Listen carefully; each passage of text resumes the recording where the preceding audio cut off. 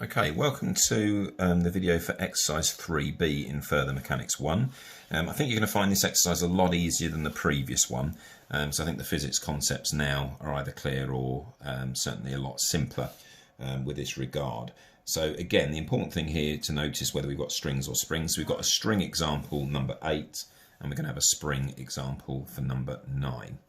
And we'll work through the questions straight away because I don't think we need to discuss too much else at the moment. So one end of a light elastic string of natural length 0.5 meters and modulus of elasticity 20 newtons is attached to the fixed point at A. The particle is held at the point which is 1.5 meters. So if you imagine stretching the string and you're holding it there, the moment you let go, it's going to start accelerating in the opposite direction. So what we need to do here is find the initial acceleration of the particle, so the instant that it's released, and then go on to find the length of the string when the particle reaches its maximum speed. So we'll come on to that in a moment. They're very common questions about maximum speed, and that's obviously going to be the maximum speed is where the acceleration is going to be 0. So, first of all, we have our tension in our string.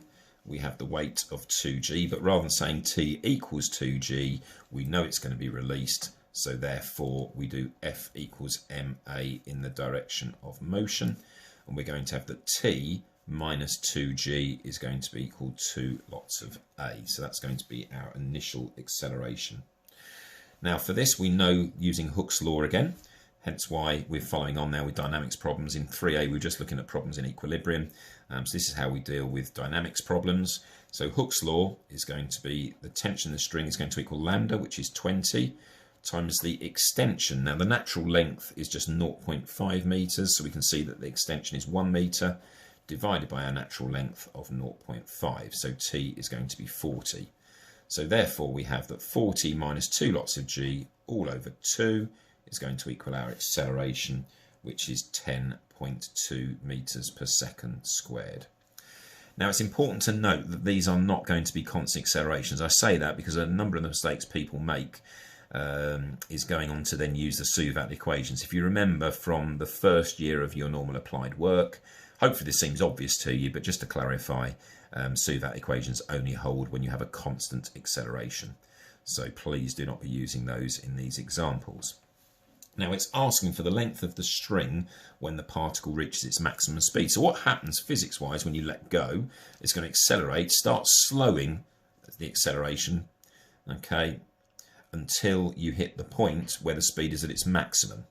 And at that point, the particle will then start slowing down. Okay, so to find the maximum speed, we're looking where A equals 0. So essentially that is going to be when the forces are in equilibrium. So for this scenario, we can then resolve vertically because as I say, the acceleration is 0 when the forces are in equilibrium. So T is going to equal Tg. That is the point at which the particle will be at its maximum speed. So if we set that equal to Hooke's law, which is lambda x over 0.5, the natural length, then we know that 2g equals 40x. So the extension in the string is going to be 2g over 40, and that is going to give you a value of 0.49 meters. Now it wants the length of the string at that point. So the length of the string again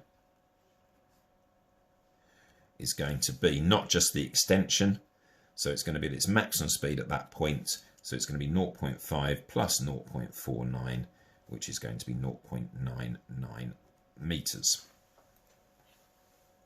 Apologies, I've just realised I've been writing just below the bottom of the screen, so I'll just hold that up for you and you can just check your notes are accurate. And the second example we'll look at before you do exercise 3B is a spring example. So here we have a particle of mass 0.5 kilograms, and because we've got the spring in the way, I'll do the forces in a different colour for you. A lateral length of 1.5 meters and a modulus of elasticity of 19.6 newtons. Now the other end of the spring is attached to the fixed point O on a rough plane, so therefore there will be friction, which is inclined to the horizontal at an angle of alpha, as you can see there. And again, we've got the Pythagorean triple, so if tan alpha equals 3/4, that means sine alpha is going to equal 3/5, and cos alpha is going to equal 4/5 when we need it. The coefficient of friction is 0.2, so I'll just pop that there as well before we see which direction things are going in. And the particle is held at rest on the plane at a point which is 1 metre. So we're actually compressing the spring here. So it's held with a force in that direction because you're pushing the spring up the plane, and obviously it's going to start springing the other way. So our tension is actually going to be a thrust, which is in the other direction. So just to clarify then, the particle is held. It's not held with a force, so apologies. That is going to be the friction force is the only thing that's stopping it from moving down the plane. It's not being held with a force. It just says it's held at rest on the plane. So it's literally moved up, left alone, and it's sitting there before you let go, and it springs back in the other direction. And we have our reaction force there. So we know as soon as we let go that the acceleration is going to be moving in that direction. So just to clarify again, as soon as we release, it's going to be moving back down because it's been compressed, which means the friction force here is going to be at its maximum, and that is going to be 0.2 R. And now we have our complete force diagram. We can now start putting our equations together. So again, once you've got the force diagram in place accurately, you're doing the same thing again and again. So we have F equals ma in the direction of motion, because what it wants to do is find the initial acceleration. So we've got t plus 0.5 g sine alpha minus 0.2 r is going to equal 0.5 times by the acceleration. We have our two unknowns here, r and t. So r is simply going to be found by resolving at right angles to the motion. So we know that r is going to equal 0.5 g cos alpha. So that deals with that unknown. And then, as we've said before, using Hooke's law, we know that t is going to equal lambda x over L. So lambda was 19.6. X, it's compressed by a distance of 0.5. So x for our spring is going to be 0.5 divided by the natural length of 1.5.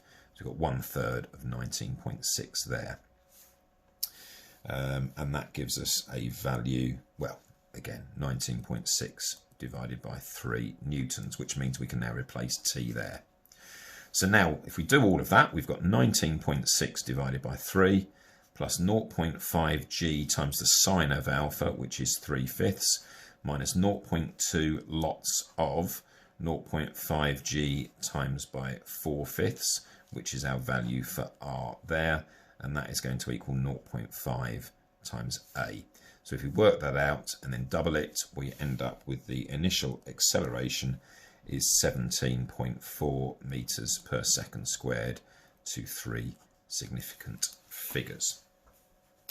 So that gives you enough to be getting on with exercise 3b, and then we're going to start looking at energies for the final parts of this chapter. See you again soon.